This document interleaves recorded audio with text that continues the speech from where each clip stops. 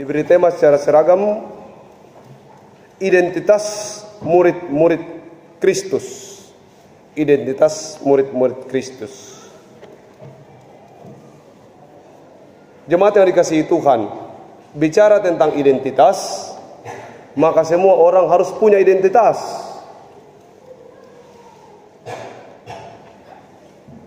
Identitas itu misalnya KTP, BPJS, dan beberapa surat-surat berharga lainnya yang menjadi identitas seseorang.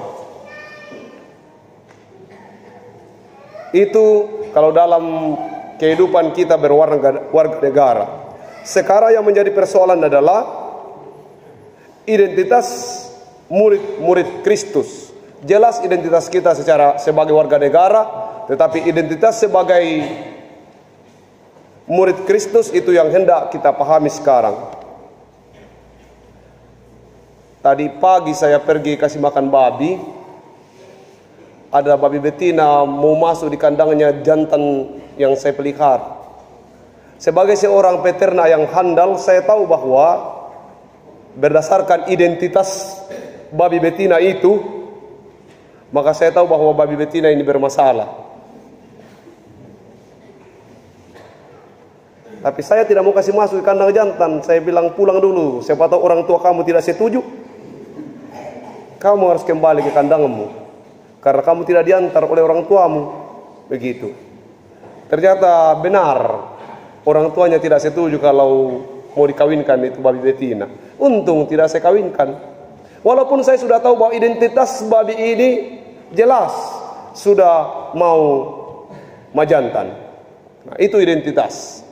Maksud saya adalah sebagai seorang peternak, saya tahu persis identitas binatang itu. Nah, bahwa sudah saatnya untuk sudah berakhir.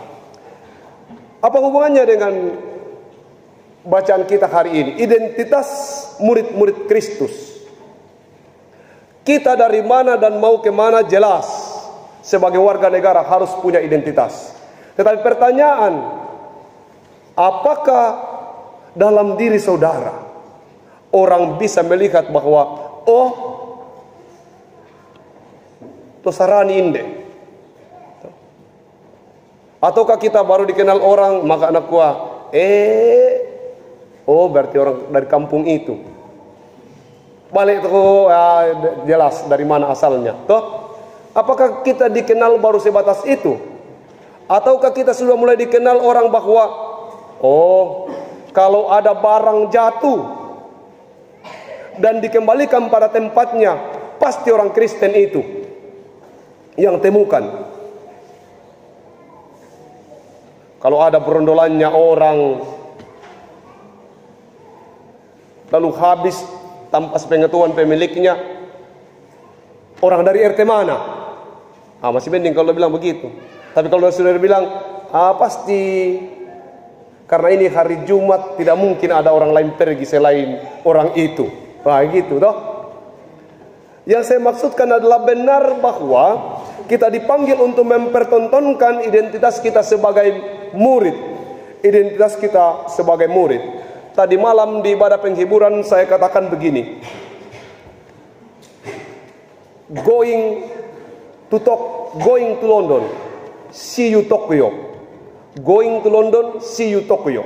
Pergi ke London, kota terindah di dunia, tetapi melihat Jepang.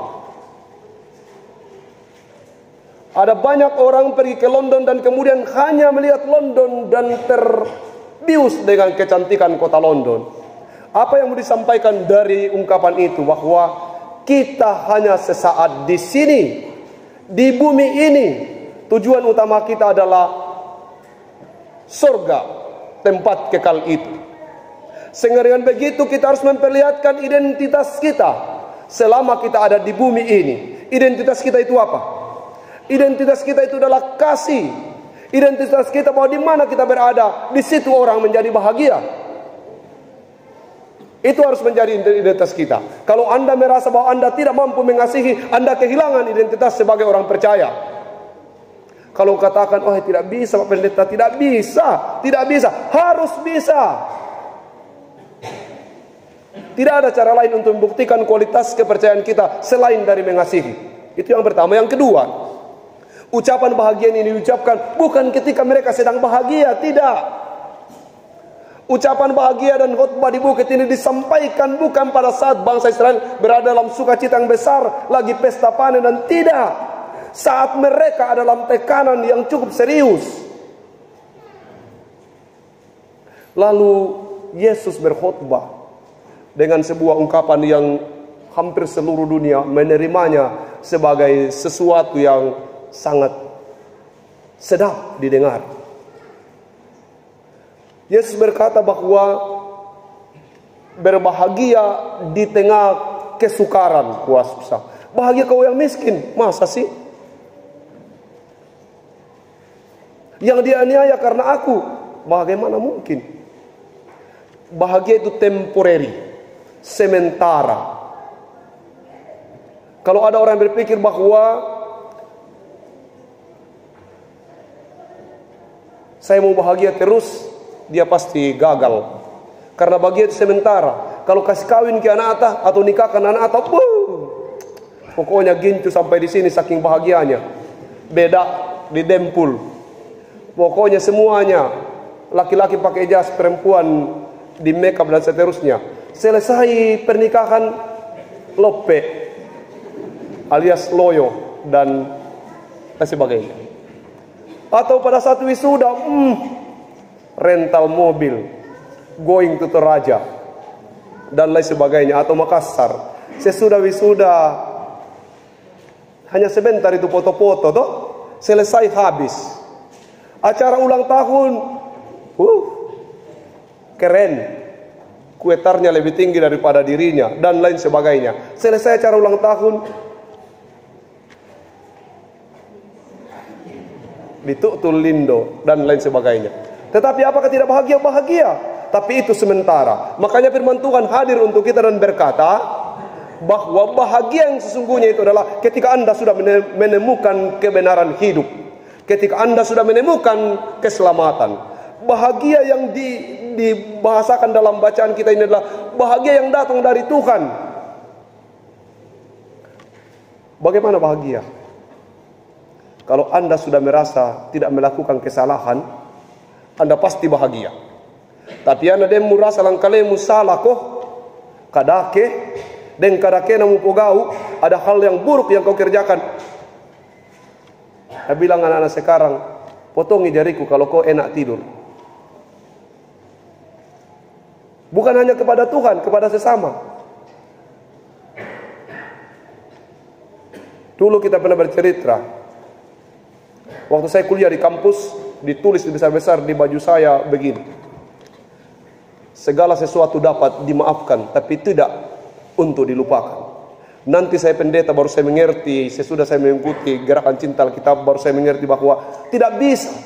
Kalau Anda memaafkan sesuatu, Anda harus melupakannya. Kenapa? Karena kalau Anda tidak melupakannya, maka Anda masih akan terus menyimpannya. Dan kalau Anda menyimpannya, maka hidup Anda tidak akan pernah bahagia. Kalau Anda tidak suka dengan saya, contoh, yang rugi siapa? Saudara yang rugi. Setiap melihat saya, maka setiap itu juga Anda menjadi tidak suka. Dan betapa sialnya hidup Anda kalau gara-gara kehadiran saya, suasana kebahagiaan hidup Anda berubah menjadi tidak bahagia. Kalau Anda tidak suka sama seseorang, maka sia-sialah hidup Anda. Karena setiap Anda melihat orang itu, setiap itu juga rusaklah kebahagiaan saudara. Untuk itu, Yesus mengajari kita untuk mengampuni, supaya dalam pengampunan kita melupakan semuanya, sehingga tidak ada satu orang pun yang mampu merusak kebahagiaanmu. Tidak ada satu orang pun yang boleh merusak kebahagiaan kita. Siapapun dia, kalau dia sudah diampuni, pengampunan itu bukan untuk seseorang. Alasan untuk tidak mengampuni adalah tak kubela, aka sakit sekali, tidak mungkin bisa mengampuni, tidak bisa. Maka yang rugi bukan dia yang tidak diampuni, yang rugi adalah Anda yang tidak mengampuninya. Kenapa saya sampaikan ini dalam khutbah ini? Karena sesungguhnya identitas orang Kristen bukan KTP yang bertuliskan Kristen Protestan atau identitas lain yang ada pada label identitas kewarganegaraan kita, bukan. Tapi identitas orang Kristen sesungguhnya adalah ketika dia mampu menyatakan kasih dimanapun dia berada, ketika dia mampu untuk membahagiakan orang lain. Menurut Yesus, kebahagiaan sejati adalah pemberian dari Allah kepada mereka yang memiliki sikap hidup yang benar. Hanya orang benar saja yang bahagia. Orang jahat tidak akan mungkin bahagia. Hanya orang benar saja yang akan bahagia. Karena setiap kesalahan yang kita lakukan pasti merusak suasana kehidupan kita. Kalau masih ada satu orang yang Anda benci dalam gereja ini, maka setiap Anda gereja dan melihat orang itu, setiap itu juga suasana sukacita Anda dalam persekutuan ini menjadi rusak. Sekali lagi, kalau masih ada satu orang yang Anda tidak suka dalam gereja ini, maka setiap Anda datang gereja dan Anda melihat orang itu, yakin bahwa suasana sukacita persekutuan hari itu akan dirusak oleh kehadiran satu orang itu. Sama dengan ketika Anda di dunia maya. Kalau ada satu orang yang Anda tidak suka di sana, dan pada saat dia muncul mengganggu perjalanan selancar Anda di dunia maya, Anda akan katakan, apa gunanya ini? Padahal hanya satu orang. Ada ribuan teman Anda yang begitu peduli dengan Anda. Tapi karena kehadiran satu orang yang Anda tidak sukai, maka Anda katakan, stop. Mari sekarang. Firman Tuhan datang kepada kita. Mereka yang bahagia adalah mereka yang punya harta surgawi. Sekali lagi, mereka yang bahagia adalah mereka yang sudah memiliki harta surgawi dan yakin bahwa kelak kalau kematian ini datang, harta surgawi menjadi miliknya. Kemudian orang-orang yang berduka cita oleh sebab dunia ini tidak memiliki apa-apa, tapi justru dikatakan berbahagialah. Kenapa? Karena kalau keselamatan sudah ada padamu, maka engkau patut berbahagia. Jangan dunia ini membawa engkau larut dalam duka, lalu kemudian melupakan Tuhan yang teramat baik untuk hidup saya dan saudara. Orang-orang lapar, orang-orang haus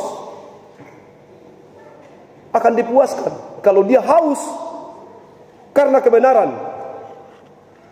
maka dia akan dipuaskan.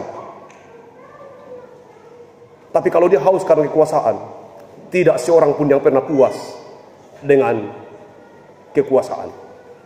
Kalau dia haus karena kebenaran, maka dia akan dipuaskan.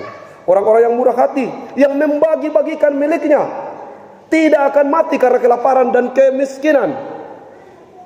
Tetapi justru orang-orang murah hatilah yang kelihatan dan sesungguhnya kaya. Ukuran kaya seseorang diukur dari bagaimana dia memberi. Ukuran kaya seseorang bukan karena kepemilikan, bukan, tapi karena kemampuan berbagi. Itulah ukuran kekayaan seseorang. Bukan mereka yang mampu mengumpulkan harta berlipat ganda, tapi mereka yang mampu berbagi apa yang mereka miliki.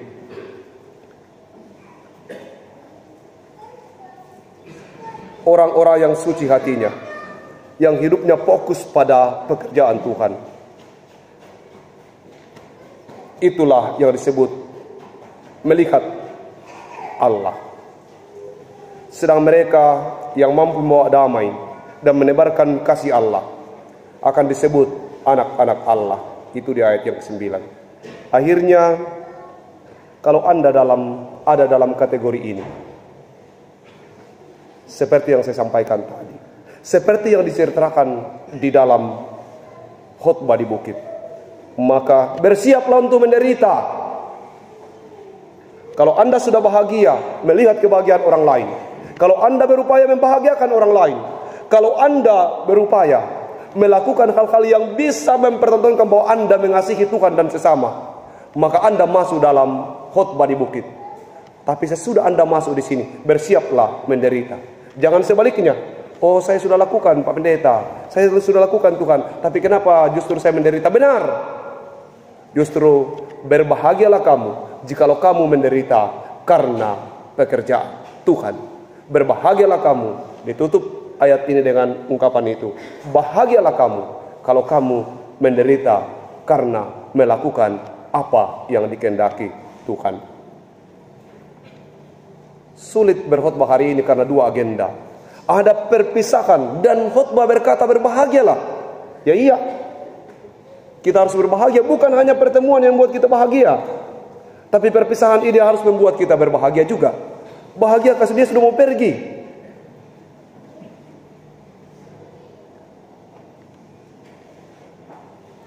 Apa hubungannya bahagia dengan perpisahan?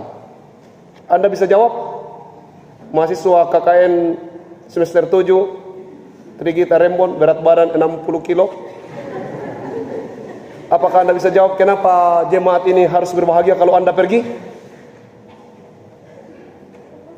Karena kalau Anda tinggal di sini, maka Anda tidak akan berhasil mencapai cita-cita Anda. Kita harus berbahagia bahwa Anda harus pergi, dan semangat untuk pergi harus ada. Supaya apa? Kelak nanti Anda harus menyelesaikan tujuan hidup Anda, lalu kembali, pasti satu hari nanti kembali ke tempat ini dalam kapasitas yang sudah lebih besar dari sekarang. Kami hendak menitipkan beberapa hal bahwa sesungguhnya kami bahagia bahwa Anda di sini, dan kami harus katakan tidak harus ada air mata. Tapi kalau perpisahan ini tidak membuat orang menangis, berarti dia gagal selama di tempat ini. Dan kalau dia juga tidak menangis, itu bertanda bahwa sesungguhnya dia tidak masih rindu di sini. Jadi kita berharap dia menangis nanti. Ya, itu. Kita bahagia karena Tuhan mengutus orang untuk melayani kita selama kurun waktu 2 bulan. Tentu kita sedih kalau harus berpisah, tapi menjadi bagian yang tidak bisa dipisahkan bahwa kepergiannya adalah bagian dari tuntunan pelayanan dan pendidikan. Amin. Saya ulangi, yang miskin di hadapan Allah, itu yang disebut bahagia. Mereka yang berduka tapi menaruh pengharapan kepada Tuhan, itu yang akan dihiburkan.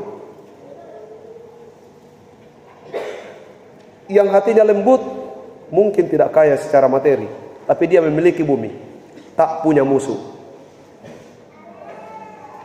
Yang sedang lapar dan haus, tapi bukan karena kekuasaan dan makanan jasmani, tapi lapar dan haus karena kebenaran, itu yang akan dipuaskan oleh Allah.